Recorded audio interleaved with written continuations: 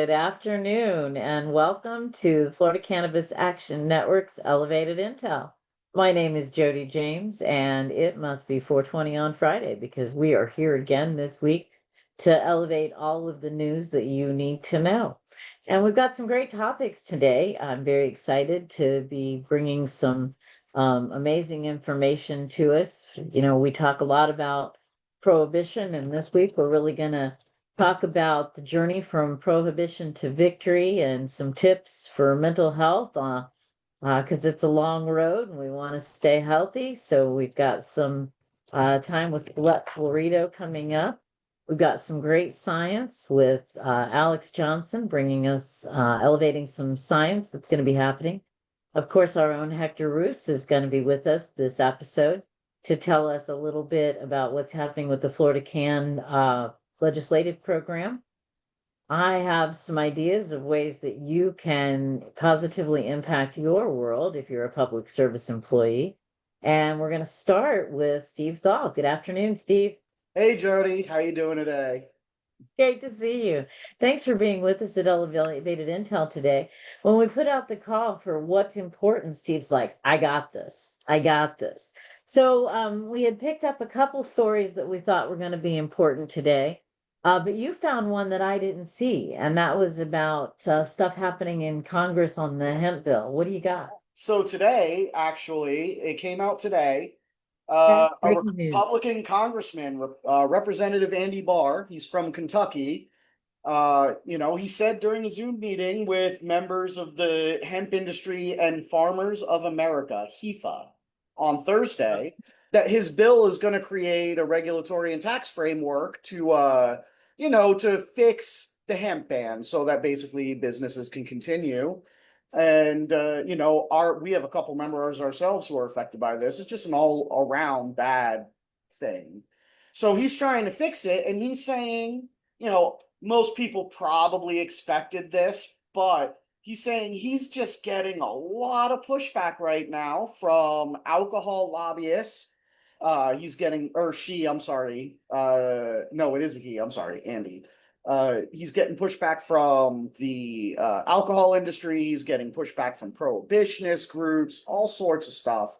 So even though we're Schedule 3 and people are celebrating, we got to make sure that we're not giving back ground, because there's plenty of people out there that are trying to reverse decisions on us behind the closed doors, That's funny. That's how we're going to end this segment today, too, is that discussion. Interesting. We're going to come full circle round today. You know, I wonder how we're going to handle this hemp ban. And of course, I think what happens with this next hearing with the DEA that's going to start in June, where they're going to look at what they're doing with the rest of the scheduling, is going to be fascinating. And big business certainly wants to be part of the industry. And so a lot of pushback from a lot of different sources, but certainly prohibitionists, this is what they do. What was it last week where we talked about, first they fight you and then they beat you up or something. I don't know. They laugh at us. Right. I've been through all of it. I think it'll be interesting. We're going to continue to watch this. If cannabis is no longer a controlled substance, and now alcohol will be able to get involved, right? Because they want some of this adult beverage. They want to get in the adult beverage space, right? We've certainly seen that. The distributors want to be able to sell cannabis products, and even some of the name brand breweries are getting their own hemp products together. And cannabis as a Schedule 3 doesn't work for that at all. Definitely. So a lot of enemies. That's what we see in this. The other story that you were covering, I thought was pretty interesting, and that was about the VA. What do you got on the VA? Yeah, so in the Senate, they just I'm sorry, I'm messing up left and right today. In the Okay, it House. happens. Florida House in the U.S. House of Representatives just this week. Yes, the U.S. House of Representatives this week, they just passed a bill that is going to allow VA doctors to prescribe medical marijuana. Now, that's not law yet. It still has to go through the remainder of the process, but I think that's a good thing.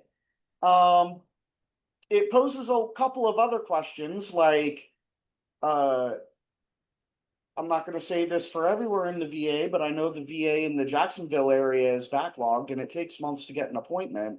So it's very curious how the 7-month recertification is going to work. You have to make your rescheduling appointment the same exact day as your appointment. Otherwise, That is you're interesting. lapsing, you know? Sure. Sure. No, it brought up all kinds of questions. Of course, Brian Mast, who is the representative to Congress from the greater St. Lucie area, has been head of the Cannabis Caucus in DC for quite some time now. So I was very excited to see his name attached to this. Congressman Mast is a veteran who lost both of his legs in combat in Afghanistan. So it was good to see him moving forward with this. The VA appointment schedule, I think that's a problem. In the state of Florida, only doctors who have been through the course and have qualified as a marijuana recommender are currently allowed to recommend. So I think there's the question now, would the VA docs then have to go and take Florida's test? So I think we're going to run a little bit of a poll. So if you're watching this, please answer our poll and share our poll. Do you think that any doctor should be able to recommend cannabis in Florida or only trained specialists? So right now, there are 1 million people just about using medical marijuana, probably another couple million using over-the-counter cannabis products that they're getting through the hemp industry. And yet Florida doctors are not required to have any specialized training in it. So your general practitioner may know nothing about a Right. medicine that you're depending on. So that's pretty sketchy too.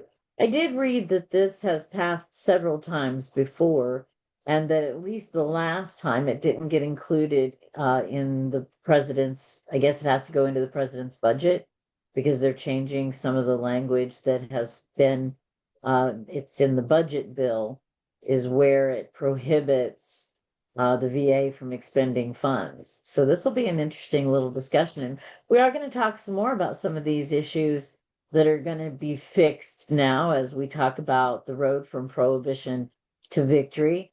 Next, we're going to bring in Hector Roos, who's going to talk about what we're doing. Thank you very much, Steve, for giving us a few minutes this morning or this afternoon and a couple things to talk about. Maybe you can figure out if we can get that poll going, and be sure to let us know if we've got folks who are joining us and have questions, concerns, or comments. Hector. Hector! It's so good to Yay! So great to see everybody. I saw Steve wearing this shirt the other day, and I said, you know what? I want to wear this shirt too.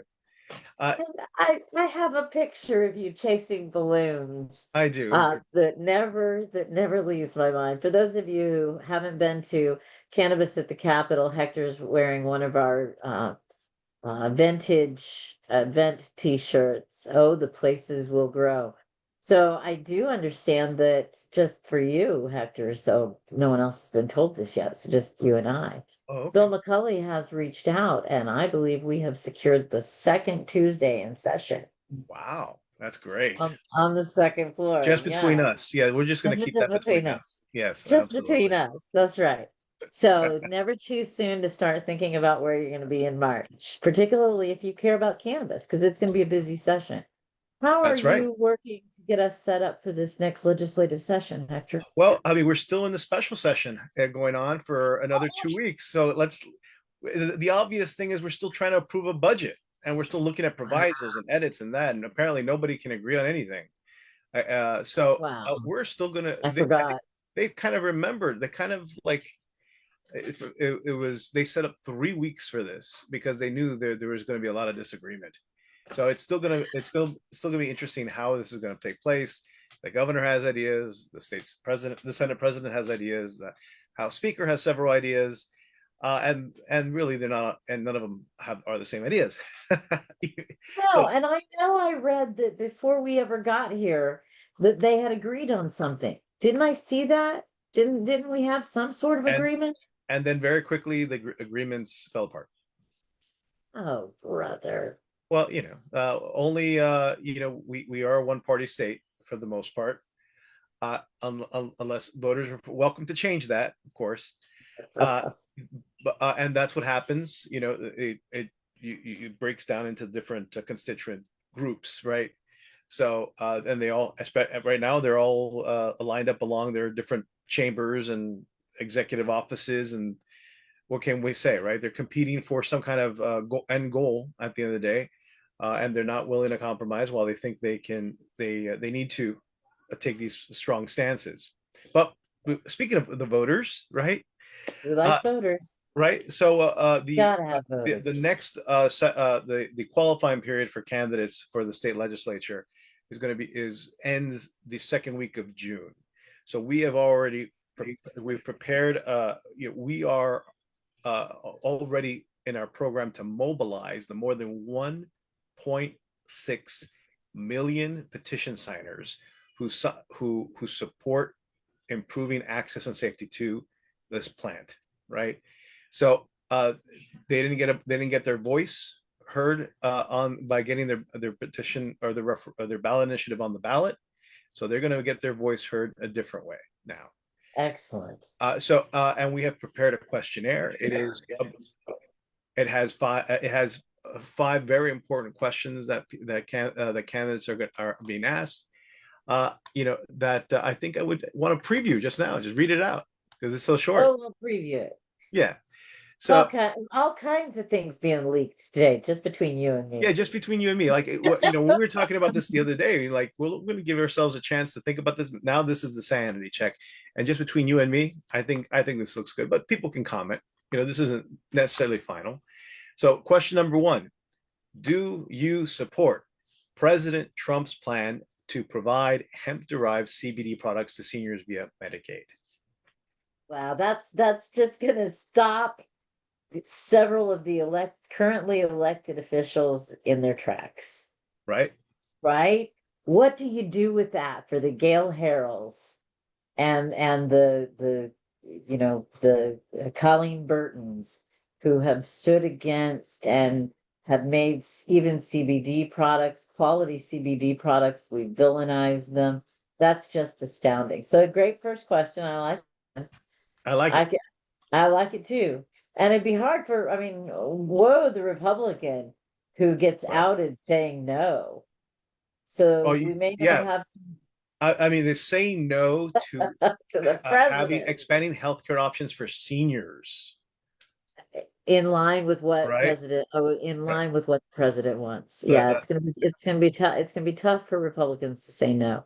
Well, and state pays a lot of the Medicaid dollars too, right? That's a lot of my money that gets used for Medicaid dollars. My money because of the gas tax that I spend, and my money because of the money that I spend in taxes every year and property taxes and blah, blah, blah. So our money, and I certainly like the idea of our money going to support good CBD products. What other kind of questions are we asking? Because that's an interesting gotcha question for good Republicans. Sure. Question number 2, should people have the same access to medical marijuana as they do other medicines? 100%. Just very simple, right? Hard to say no. Everybody should be on our side now, right? Right. What else you got? Question 3. This one's a little bit more complicated, maybe a little more controversial, right? Okay. 3. Doctors recommend juicing as part of a typical medical marijuana treatment plan. This plan requires access to live plants, which are not sold by MMTCs. Would you support legislation providing patients the right to home grow? Outstanding. I want to vote for candidates. I want to vote for candidates who want to vote for me. And that's just, I'm so tired. And I understand the dynamics and I understand partisan politics, but really we got to get past some of that to get some good quality products. So I like that one because I certainly want home grow. And that seed that came to me in that cannabis that came from the dispensary that had my name on it, that seed's mine. I just don't understand why more people aren't putting it in the ground. That's very true. Or maybe they are, and I'm just not being told about it. And they're not getting arrested. Yay! Fewer people getting arrested. Right to garden, right? I think that's where the next question goes, right? Isn't that where Right, we go next? absolutely. Number four, question number four. Do you believe that anyone should be arrested for personal possession of cannabis? And you know, that sounds simple, but we are seeing more and more arrests. I mentioned the guy from last week who was riding his bicycle, got arrested while being poor. Um, so seriously arrested for being poor. If I garden, am I going to be arrested if it's just enough for me, and it's mine?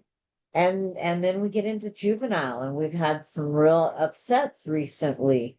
One of our leadership team came in and talked about I don't remember if it was Polk County or Sarasota County, but they equals. Do we really want to be sending a kid to jail, kicking him out of school, and charging him with a felony for a vape? Because that's the penalty right now. So I think that's a great one. This is anyone. Are we going to have who do we want to arrest for personal possession? Maybe that's the inverse of that question, but I like it too. And you said there were five. What's the other big five? You ready for this? I am. Do you believe? Do you believe? This is a real belief, another belief question, right? Someone should be fired from their job or refused employment if they are a medical marijuana patient. Yeah, I love that we have a state legal, constitutionally protected medical marijuana program, but the idea that the writers of that amendment didn't put in for employment protections has really been a lot of trouble for us. This is probably a good time for me to announce, but I do things throughout the week besides just get ready for Elevated Intel. One of the things that I'm following this week is an article from jdsupra.com, and they kind of cover a whole lot of stuff. School boards in the state of Florida considering new marijuana policies in light of the end of federal prohibition. So I think that's an excellent time for people to get involved. And we're going to go into some more at the end of the hour on how people can get involved with Florida Cannabis Action Network. You wanted to add something, Hector? Just wanted to close out this idea of people wanting to be involved, and we are the voter block that can make or break these elections. If you want to 100%. help us, we need your help. We're still looking at even things that dealt with the ballot initiative that we're concerned over, because the way our elections are run should be concerned to all of us, not just because they limit our choices, right? They just limit our choices. So if you want to help, if you want to be one of these voters that wants to really participate, if you want to recommend someone who's running for office, even let us know. Get in contact with us. Be part of the solution. Absolutely. Absolutely. I went out and walked door to door a couple years ago for Tom Keene. Tom is one of our members. He was an incumbent in Orlando, and went door to door for him for a little while. It doesn't matter that he's not in my district. It doesn't matter that I had other things to do. If we really want quality people elected, we have to, at the very least, be registered to vote. I see the team is making jokes about killing plants. It could happen. It could happen. But at least I should have the right to cultivate plants for myself. So Hector, we're talking about special session. Is there anything in the special session that we need to be concerned about that's come across your desk so far? My concern at the moment is what's not being talked about, right? The language of the veterans card bill that we've been working on earlier hasn't been the rest. I guess there's a lot of provisos that we haven't seen that were in the original health department, DOH Department of Health bill that we haven't seen. So right now it's just straight money. We want to distribute money, but no details, right? So we're still on the lookout. 3 weeks is a very long time. We're only in week 2. We only finished week 1. Now we're entering week 2, right? And there's now this weekend that doesn't count. That people are going to be talking, still be talking and negotiating. And this is all happening right before, again, the qualifying period for state legislative office. So, and congressional, by the way, also in there. Well, I hope people are frustrated and mad about being in a 3-week special session and not the first of special session. I think you said this is special session D or E. It's E. It is the fifth one. Yes. E equals MC squared, right? You see, it's E. It's E because that's what the legislatures have said to us, right? This is special session E. Read between the lines. So I'll tell you what, even if you refuse to cross party lines, I hope you will be looking at the non-incumbent this year to see if they could possibly do a worse job than the ones that we have sent up there. Because even the ones that are saying that they're leaders, they're the ones fighting among themselves and costing Florida taxpayers huge amounts of money. I'm just totally disgusted with that whole thing. We did get some news this week about the OMMU. Of course, in April of 2023, they set out a bidding, what do you want to call it, application for the 22 licenses that were available in 2022. So they were already, a year behind in asking people to get in for the license. People spent millions of dollars to purchase properties, hundreds of thousands of dollars to process applications. Applications were submitted in 2023, and we finally got some litigation came through. We got, there was like 8 weeks of litigation, people coming up before an administrative judge in Tallahassee. And basically what they said is that the process was flawed and at least a half a dozen of the ones that didn't win needed to be rescored. So there are people who thought they got a license that didn't. And my guess is the ones who thought they got a license and didn't are right now scrambling in Tallahassee, buying a lot of dinners to make sure that something goes into the budget that gives them licenses. I know I certainly would be. I understand Carla Ashburn is with us today. Hi, Carla. Good to see you. Thanks for tuning in to Elevated Intel. Anything else that we want to talk about in the politics of Florida today, Hector? Very last thing. It's if you're frustrated, imagine imagine our friends who are friendly to us, who are in the Republican Party space, right? That are in the leadership. They don't necessarily agree with all the havoc that's happening. I mean, it is embarrassing as a state state legislators to not be able to have agreement on passing the basic budget, right? This isn't DC that hasn't been able to pass a budget in over 20 years, right? So this is so we have friends and allies in this course. We just need to remember that we're not alone, and neither are they. Well, and if you join Florida Cannabis Action Network as a member, it's $5 a month or $50 a year.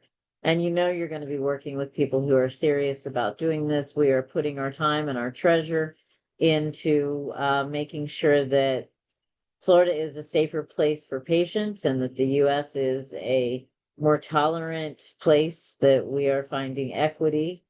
So I went down a little bit of a rabbit hole today and ended up in the Netflix 420 quick hits. Did you see any of those yet? Oh, Patrick Harris. It's Doogie Howser, yeah. For those of us who are my age, is fronting this thing. So I'm like, wow, stoner, Neil Patrick Harris. And I did end up in one of my rabbit holes because I worry about what's prohibition look like, right? How is prohibition evolving? A friend of mine got arrested a year and a half ago in Iowa, anyhow. Got arrested transporting 26 pounds of marijuana from Oregon. Dana Beall, longtime activist, part of the Yippie movement from New York City. He is the founder of the Millennium May Day parades. So for the last 26 years, cities all over the planet have held parades the first weekend in May, anti-drug war protests, pro-marijuana.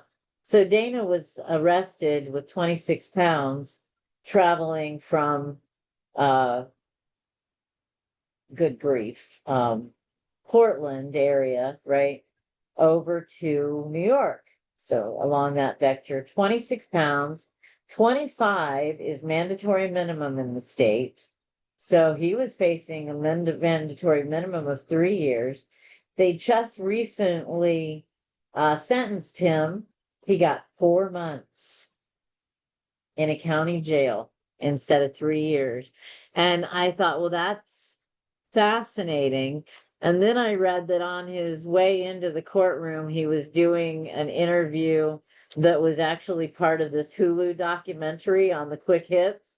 And I'm like, I'm not sure if being quiet, laying down, and taking it is necessarily the best thing for your arrest plan, because Dana Beall found that having your profile all over Hulu in weeks before your sentencing was a real plus.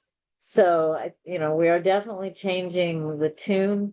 I love the idea that school boards and government entities are starting to make way for cannabis use to be protected as an employment policy. We've worked really hard through the legislature to do that.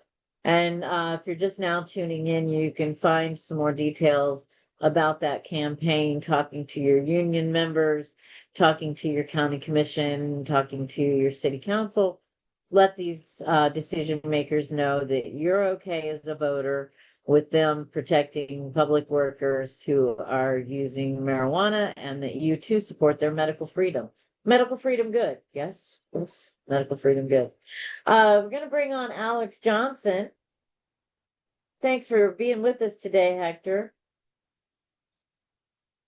Alex, we miss you when you're not here. No, I missed you guys too. Thank you for having me today. Absolutely. Glad to have you. So we're going to do something a little bit different today.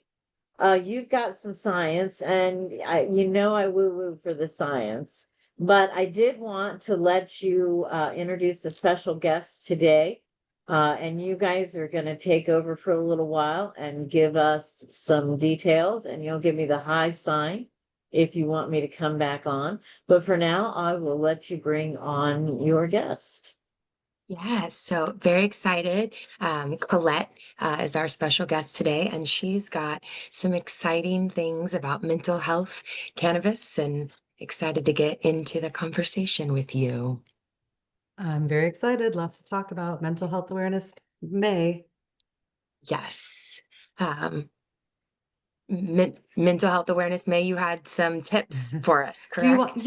want me to I talk was- about those? I wasn't sure if we were talking science first and then mental I health. You want me to wasn't. talk mental health? Yeah, we Let's can do do it. mental health. So, Yeah. so I started by saying I had 5 ways to incorporate cannabis into mental health wellness routine, but I lied. I have 6. And a lot of it came from our conversations today, but a lot of folks are really digging into how they can take control of their health. They're eating differently, they're getting more exercise in, so it's not a surprise that people have started to look at this plant as an option to help with their mental wellness as well. And so one of the top ways we see both using a high THC and a high CBD product is for sleep. And we know that if you can get a good night's sleep, you can mentally repair, your body can repair, your systems can shut down and reset. So getting to sleep, a lot of folks are using higher THC, and then they're staying asleep and getting a better deep sleep or repair from the CBD. So definitely a great way to approach it. The idea of pain management, being able to enjoy your favorite hobby because you're in less pain and you're more mobile. So getting back to the kitchen and holding those knives and being able to cook in the kitchen, or paint and hold the paintbrush, or dance and move around, or play your favorite sport. Being able to use the cannabis to help with getting mobile and getting less pain is another great way. And also not just to get through the activity, but then again for the recovery process. Again, that CBD can help in the repair of that, and the THC can help with the pain while you work through it. My goodness, if you're playing hard, you're going to need, if you're on the pickleball court, you're probably going to need a little repair after a few days.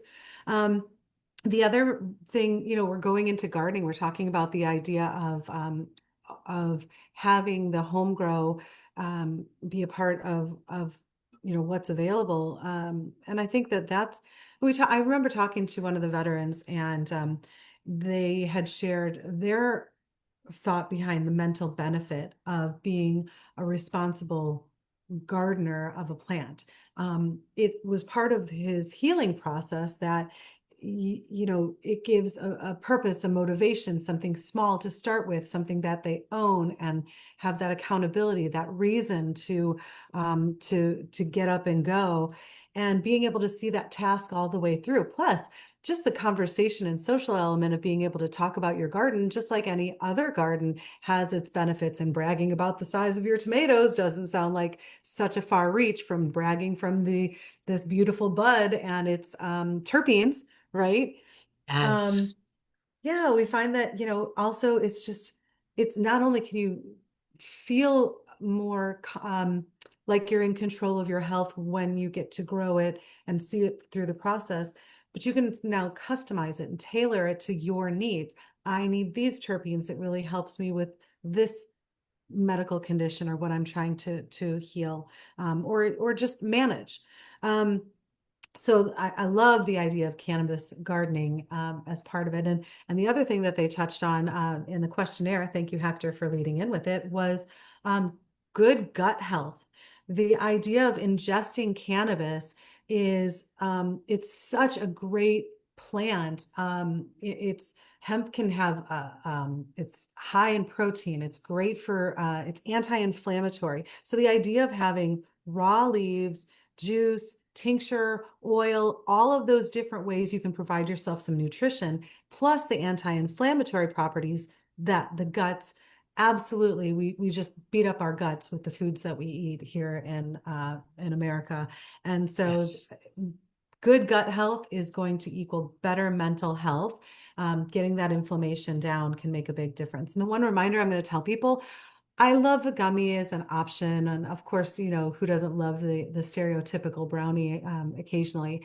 But if you're trying to use this for wellness, watch the sugar, because now you're introducing an inflammatory ingredient to offset your inflammation, with the cannabis. So just remembering that. And then the other one that I would add is the just being able to breathe. Whether you smoke it, and actually combust it, or you vape it. And I always love just whole plant vaping, where you're not adding juices or flavorings, you're just using those terpenes.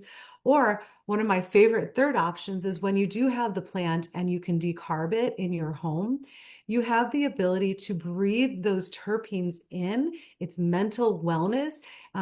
If you can breathe deep breaths, you can regulate your carbon dioxide, your oxygen, and it can reset your nervous system.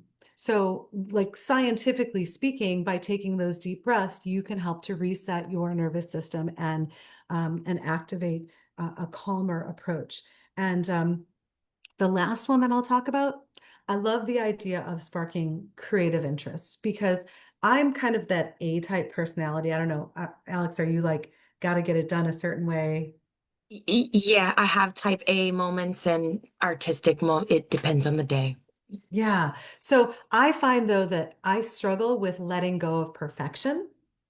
However, when I do use cannabis, it allows me to open up without the judgment and to really focus in on the task at hand, being more creative. And so, being able to use it as part of the creative process and to let your brain not sit in judgment and only get this creative. So I had a fun list. Thought I'd throw a few of the people that we know, artists that we know, that I thought was interesting. Louis Armstrong, the musician Louis Armstrong, was one of the earliest, a jazz pioneer, helped with his improvisational genius that he's known for when he played. It was, yeah. And then, of course, you have your spiritual approach, Bob Marley using it for spiritual tool, and having global recognition. My favorite artists, the Beatles, that was introduced to marijuana by Bob Dylan. But the band used it heavily to push their boundary, the boundary limits. And so Sergeant Pepper, if you're a fan of Sergeant Pepper's Lonely Hearts Club Band, you can thank cannabis for that creation. And then of course, hey, we even have a long-standing artist like Willie Nelson, who's going to be playing this Sunday at the Bay Care Sound. And so you have local artists that are coming here locally, and he's obviously been a longtime advocate. Okay, and I'll just run a few more names: Jack Kerouac, Allen Ginsberg, Victor Hugo, Alexandra Dumas, Maya Angelou, Carl Sagan, Fernando de la Roca. There's so many different well-known artists, and that was just like a short list. But I mean, I think it's really fun to get to see how these artists have implemented it in their creations and how it can be utilized in another way. And for mental wellness, getting creative and hitting, and sparking that creative, sparking that that sort of creativity can be very therapeutic. So I hope maybe someone will come up with some one of those things off of the list and might dig into it and get your mental health in order this May. Yeah, that was an awesome list. To definitely love it. All things that I feel people are kind of already trying to implement in their life, and cannabis can help them experience it at, easier or greater. So, and how Absolutely. many I mean, if artists? Taylor Swift is mentioning her lavender haze, I feel like, we've really come a long way. Exactly, exactly. And I'm curious how many artists, because of where cannabis has been for all these years, haven't told us that that's been a part of it, So Yeah, very interesting. right. I have a feeling a lot more, a lot. Same, same. Probably most of them. Yeah, yeah. Yes, yes. Love those health and wellness tips. Yeah. So, I have some interesting science today too. I know you like science as well. I So, geek out on the science. Let's do it. Let's talk science. yeah. So, an interesting article I kind of dug into this week, some research in the Netherlands. They used a technique called ancestral sequence reconstruction. It's basically like genetic archaeology to study how cannabis enzymes evolved.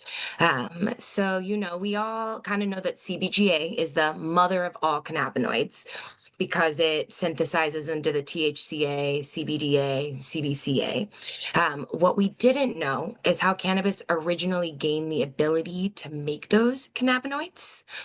So the team predicted that early cannabis didn't have three separate enzymes like it does today. Instead, they believed that it had one single enzyme that could convert the CBGA into all three of those cannabinoids. So they rebuilt what they believed this ancient enzyme looked like, and they fed it to the CBGA, and it produced all three cannabinoids. So proving that cannabis started with a single tool enzyme versus the three separate ones. The Um, complexity of it. Wow. yeah, I really love how, by cool. the way, you said that, like, everybody knows that the CBGA is the mother of all. And it's like, I've been here a while. I'm not sure everybody knows Yeah, I was that. giving I don't everybody the know. benefit of the doubt.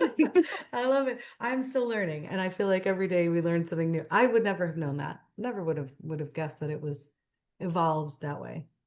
Yeah, and it gets even cooler because once they figured out what the original enzyme was, they created hybrids between the ancient enzyme and the modern ones that we know. And this allowed them to pinpoint the exact mutations that happened after the gene duplication event. So when the cannabis plant created this duplicate gene, it gave it a spare copy that it was able to mutate without harming the plant. And this is why we eventually got the three separate enzymes. And they're Wow. working to follow up. They're going to be mapping the full cannabinoid enzyme family tree. engineering new and improved enzymes that could help produce rare cannabinoids more efficiently.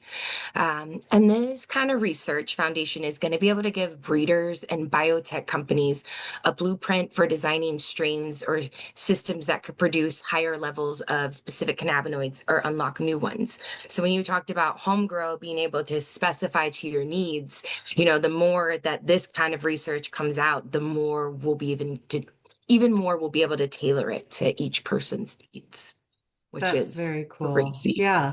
I mean, once, we've come so far from, do you want this one kind?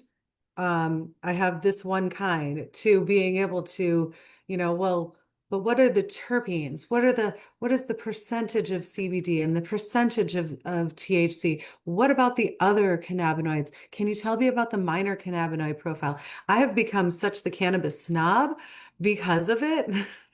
So the idea to craft your garden based on very specific things that work for you is just really cool. No, Really it cool. is. I want to be clear though. If you put it in my garden, it's going to die. I can't keep a plastic plant alive. But other people will be able to do this in their gardens. And that's really the important thing. Fair. You never look. There's some plants. I kill a lot of plants, but there's a few plants I do well with. So maybe there will be, one strand of cannabis that just is the one that's perfect for you. Maybe you'll have no problem growing it. The hardy one. Yeah, the hardy one. Yes, yes. Um, and then we have another interesting study that I was taking a look at, was looking at the connection between progesterone and cannabis. So progesterone is a hormone. Both men and women have it, but it plays a huge role in mood for women, sleep, stress, the second half of our menstrual cycle. Um, and what scientists are finding is that progesterone and the endocannabinoid system actually communicate. So THC interacts with some of the same pathways progesterone does, which helps explain why so many women are able to find relief using cannabis during PMS or certain phases of their cycle.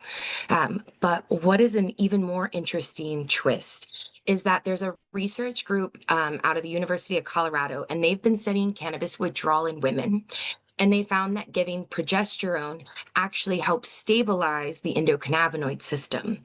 So the relationship goes both ways. Cannabis can influence hormone signaling, and the hormones can influence how cannabis feels in the body. So the next steps are looking at how these different phases of the menstrual cycle change cannabis effects, and how hormones like progesterone might shape things like tolerance or symptom relief.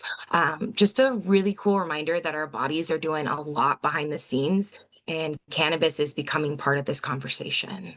Absolutely. How cool is that? I mean, the studies get to open up and we get to start to really see how it can be used. And I think it's fascinating that it's got that communication, knowing that we have the CB1, CB2, CB3 receptors in the body, knowing that it can take that communication with the hormones is no surprise. I mean, it's really no Right. surprise. It's just like, well, we finally have that proof. Cool.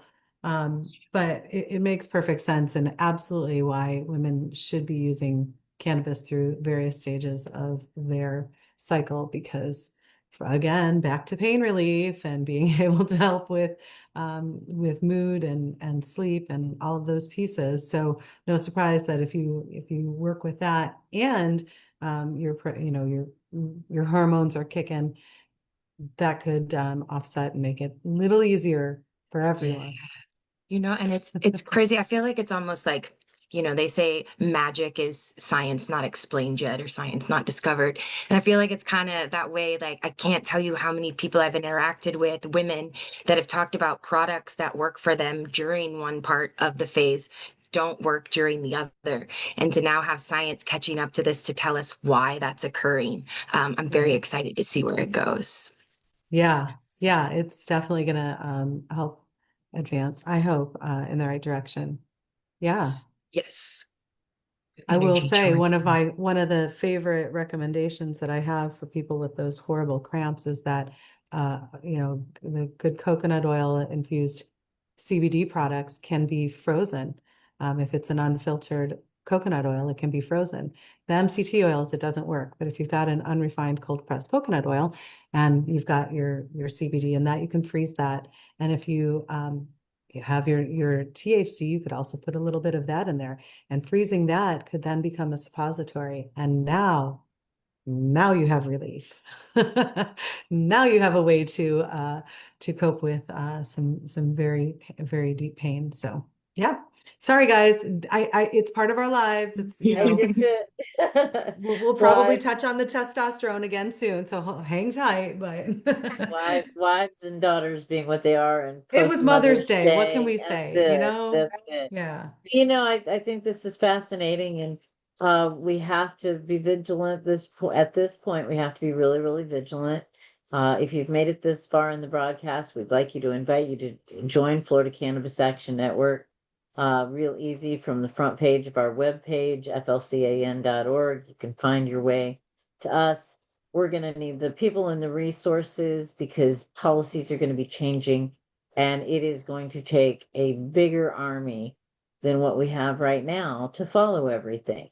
We really want to see employment laws changing for the positive. I put out a note today that if we don't pay attention, the folks that have been embedded in your community with drug-free America dollars for decades will be talking to lawmakers about ways to limit your access to this medicine. So totally, totally important that we all stay vigilant. I was thinking even this science that you were talking about, Alex, and I loved the segment, ladies. Thank you very much for coming together and doing that. And I typed while you were talking, Colette, so that we had a list of your mental health tips. So we appreciate that tremendously. But I was thinking, it interacts with your progesterone, so you shouldn't use it. No, it interacts with your progesterone. You should absolutely use it. And it's all going to be on who you talk to. And therefore you should use it. And we've evolved with this plant. That's the other thing that I heard from the science today, is that from the very beginning, this plant gave us absolutely everything that we needed. And as we have needed more specialized things, particularly in the chaos that we have in modern world, the plant has actually reproduced itself in such a way that it can specialize in some of the medicines that we need. Fascinating advocacy, education, lots of elevated intel today. I'd like to thank you all very much for joining me. Steve, Hector, appreciate you getting together with us today, giving us your information and making sure that we knew something about the news, something about the science, something about the politics, and something about the way we can use these products to enhance our lives and our well-being. Of course, everything that we've said today is for entertainment purposes and for education, and you should make your own decisions, do your own research, and ensure that the products that you are finding are the right products for you. So get educated, get involved, get active, and join Florida Cannabis Action Network. We are the Florida Cannabis Action Network, and we would like to invite you to join us. We'll be back next week at 4:20 on Friday. See you then.